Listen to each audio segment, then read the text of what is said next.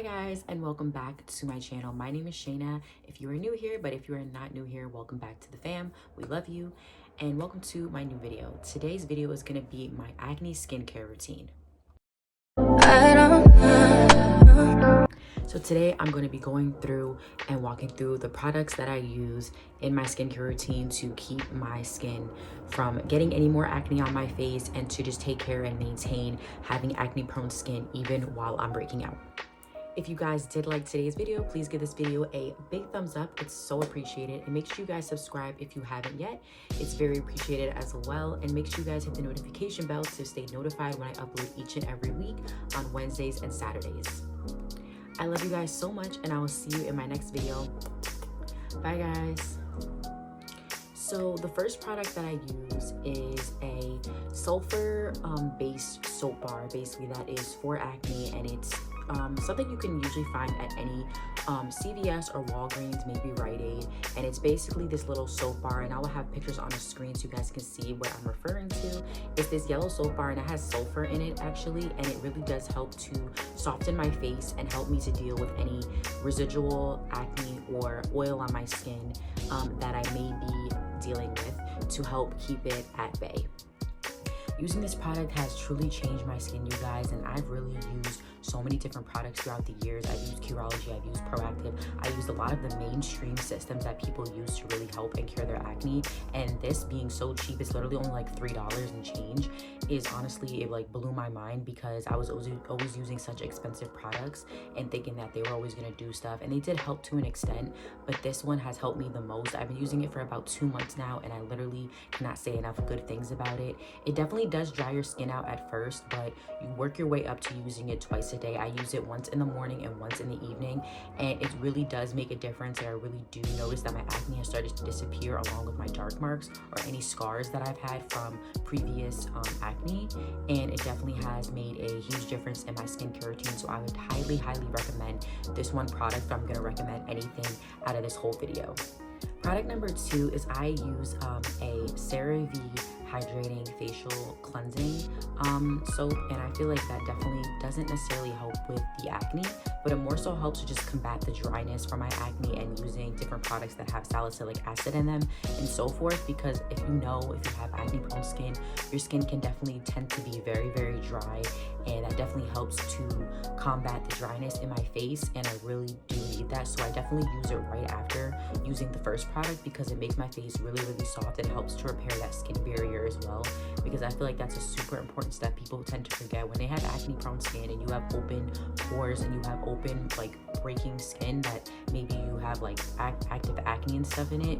You want to protect the barrier as much as possible, because it helps to relieve the skin. You won't have that crazy itchiness, the burning, or the puffiness or the redness that you would normally have if you just use that one product and then went straight into moisturizing your skin. So I would definitely use this and recommend this as my second step in my skincare routine. Number 3 is using some type of sunscreen on your face, whether that be chemical or physical sunscreen. I know sometimes sunscreen can break you out, and it has broken me out. Like if I use copper tone or something like that, it definitely does break me out, but I find that I use the Fenty one, and I've been using that for a few months now, and it definitely doesn't break me out. I know that I have to wash it off at the end of the day. Like I can't sleep with it, because then I do notice that it has broken me out, because obviously it's going to clog the pores and stuff like that, and my skin tends to get oilier as it turns around to springtime and summer. So that's the only downside I would say about it, but just make sure you wash your face at nighttime. Don't leave any residual sunscreen on, because then you can cause yourself to maybe have a breakout and clog your pores, especially if you have acne prone skin and you have oily skin. I personally have combination to dry right now, so I don't really suffer with that, but definitely anytime from May to October, my skin is very oily. There's not even any combination skin. If anything, I do have a little bit of like dry patches right here, like a little bit of eczema. But besides having these dry patches right here, my skin for the most part is just super oily. So that's the only downside I would say about the sunscreen, is just don't sleep with it on. I mean, it may be different for each and every person who has acne prone skin, but for me personally, that's what works for me, is washing it off and doing my skincare routine again at night, just without the sunscreen. The next step in my routine is exfoliating at least once to twice a week, depending on how much I need it, and it will vary each week, because some weeks I need it more than others, especially when my skin is very dry during the winter months. I definitely tend to need it more than in the summer, but I still try to make it a part of my routine, even if it's only once a week. And I use the Wishful exfoliant from Sephora, and I know not everyone is going to be a fan of these because apparently it causes micro cuts in the skin, but I don't feel like it causes any of that in my skin as bad as it would be with like the St. Ives scrubs. Those physical scrubs I feel like cause worse damage to the skin, especially for me. I've used them throughout the years and I stopped a few years back because obviously they cause a lot more damage than they did to repair my skin barrier. They damaged it. So just be mindful and pick what works for you. Not every product is going to work for each and every person, and that's fine. You just have to customize it kind of to your skin and how sensitive your skin is. I also have sensitive skin as well, so for me personally, a physical exfoliant is very rough and tends to actually break me out even worse than it was before, and sometimes with hives or just a reaction in general because it's too much exfoliation on the skin and it's too much pressure on my skin, and it kind of just freaks my skin out basically. So I try to stay away from those pretty much altogether. Discussing winter time, I tend to use this one cream called Weleda, and that brand is so amazing, you guys. It's a little bit on the pricier end, but I feel like it's worth it. You can also find it at CVS or Walgreens, and I know if you can't find it there, you can find it on their site. I believe they're either an American or European brand, so it does take like a few days to get to you. Amazon carries it too, but they're amazing. Their products are super moisturizing, don't clog the pores, and you only need a little bit because it's really rich and thick. So I definitely don't recommend it if you have oily skin. It's definitely more for someone who has combination to dry skin. It's great for someone who has acne because I never really saw it causing me to have clogged up pores or to cause me to have any more acne. So I would definitely recommend that one in the green bottle. It only be like a dime size amount, and you really just can work it into the skin, and it gives its beautiful glow on the skin as well. And I believe it has SPF in it, but don't quote me.